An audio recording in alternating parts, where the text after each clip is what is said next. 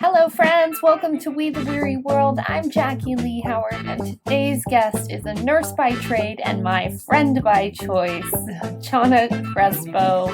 We call her Chani in these parts. If you haven't listened to episode 1 of our conversation, please go back. This is a continuation. Please keep going. We need you.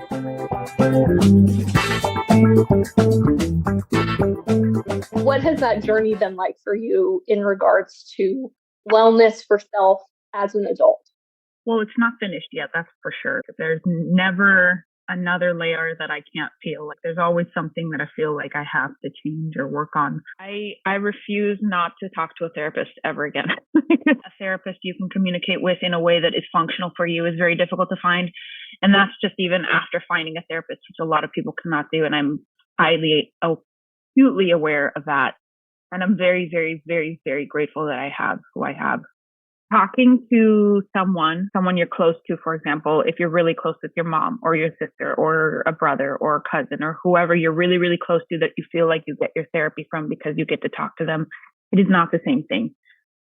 Unloading your burdens on someone and just commiserating with someone else is very different from talking to someone who can see where there are personal growth that you can work through. And that person that is really close to you, unless they are a therapist and they're offering that as a thing for you, that's not the same.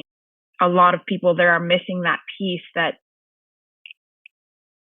helps them deconstruct the words that came out of their mouths. Like therapy is not someone telling you what to do at all. It's someone helping you navigate the brain that you live in so that when you are living in that brain outside of that therapy session, you can work through difficult situations in a different way that you ever did before, which is very, very, very, very difficult.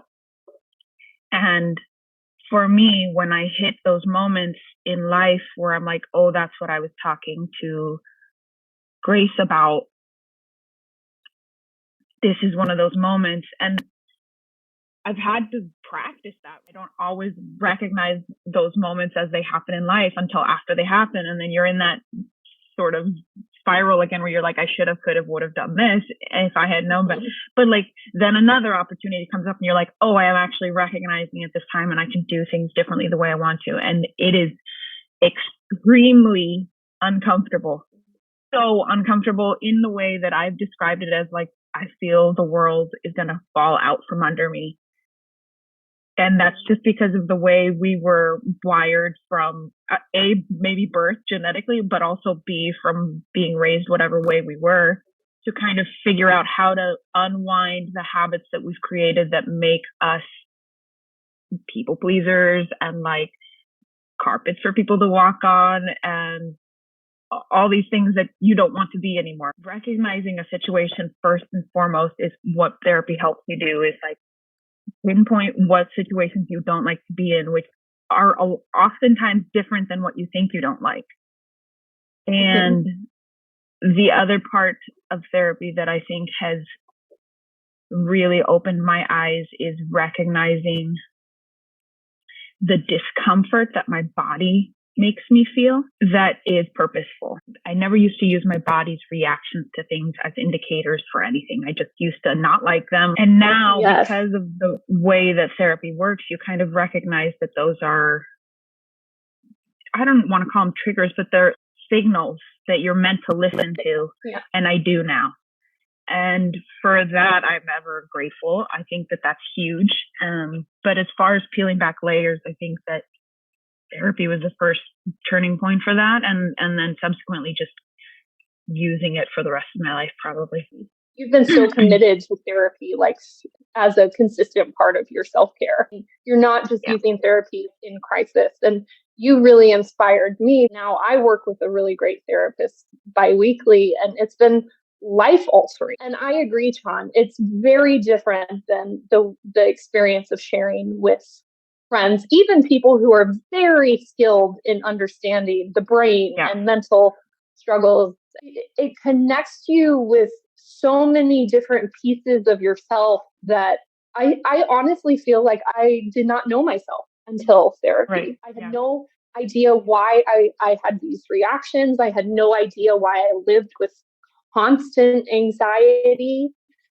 I've been able to manage panic attacks because now I feel the signals coming on and I can like manage my emotions and stress better. And I'm someone who before therapy, I was like, well, I go to these support groups. I'm in Al-Anon with depression and anxiety for endometriosis. And all of that offers really incredible insight for people who can't afford mental health services right now. That's an instant. Like you can find a meeting right now. Having that support, even just as a background, when you're desperate, can be life-saving. However, they are not professionals in the way that a psychiatrist or a psychologist would be. I have a psychiatrist and a psychologist that I work with regularly. Now I have this existence where I'm not functioning in survival mode. Anger and resentment and anxiety and all of those negative, and I'm using quotation marks, emotions, they're all vital. And if you're not listening to them, you're going to boil over. And that's exactly what I've done throughout my life.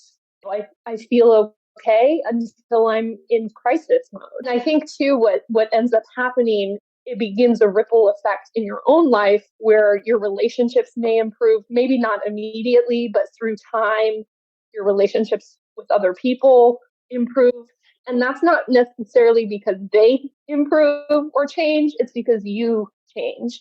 You learn to have a voice. You learn to advocate for yourself. I mean, the list of good things that happen with spending a little time working on your mental health, I could scream it from the rooftops.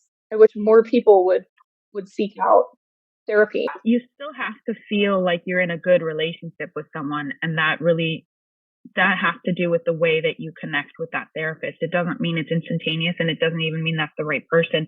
You have to find someone that you can trust, first of all, have a good, productive communication with. And sometimes that means finding someone that has your sense of humor or understands the word that you use differently than somebody else. And it's not as easy to find as people think. It's not just taking the first therapist that comes your way, right? So yeah, I think that's a big deal. I think you're right about the other thing too. Like the biggest thing that I think changed for me immediately after therapy, like even in the first few sessions, was understanding that behaving a certain way does not change other people the way you hope it does. And therapy did that for me very quickly, is that like, no, people don't change because of you. You change because of you. And then things around you start to change. That's the biggest indicator. And so I think understanding that you need the right therapist for you and that you're the one that's going to be doing the work, not the therapist, are the two big ticket items when you first start seeing somebody. You have to have perseverance. It has to be a choice you make as you take this journey. If the first person that you come into contact with is not your person, it's okay to pursue someone else. But I think what's difficult is not getting the support you need through that process.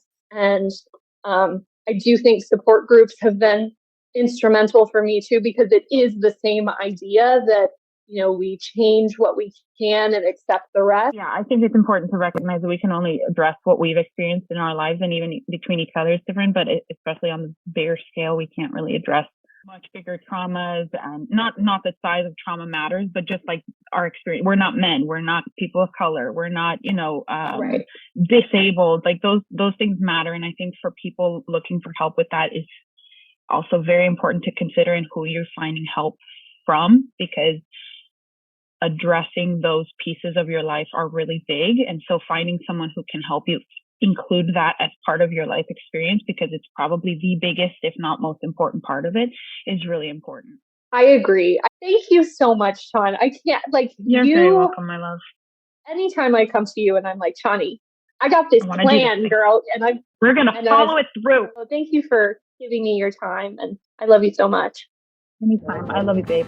Okay, friends, I want to thank Nurse Channa Crespo for this candid conversation and for all of you listening. Please keep going. Love ya!